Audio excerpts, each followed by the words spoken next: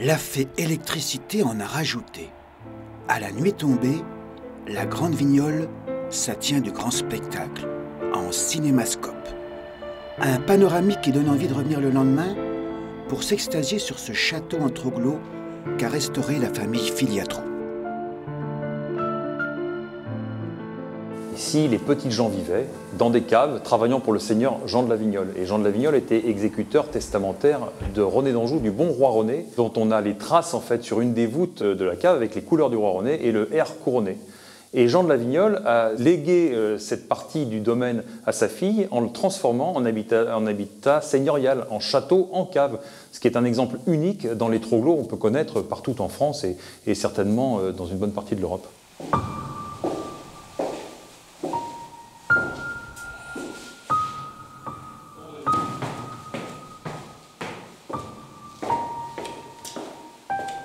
La Grande Vignole ou le tuffeau dans tous ses éclats, en version brute et civilisée.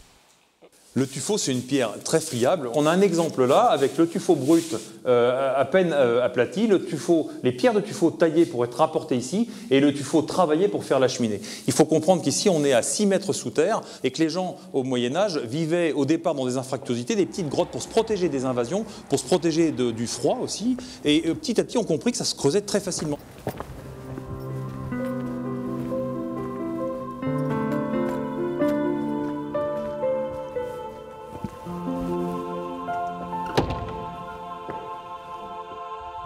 Un château caché, mais qui exhibait son noble pigeonnier, coiffé de 5000 ardoises et d'une superbe charpente.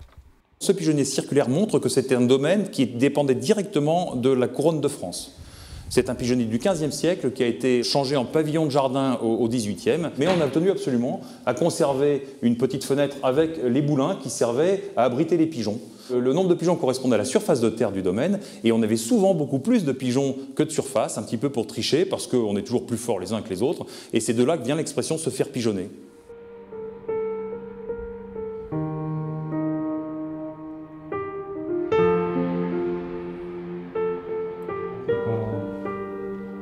La Vignole, c'est aussi de la vigne, au pied et au sommet du coteau, avec des cèpes qui ont de la bouteille et qui donnent un Saumur Champigny du meilleur tonneau, gloire d'une appellation qu'a popularisé le père de Frédéric.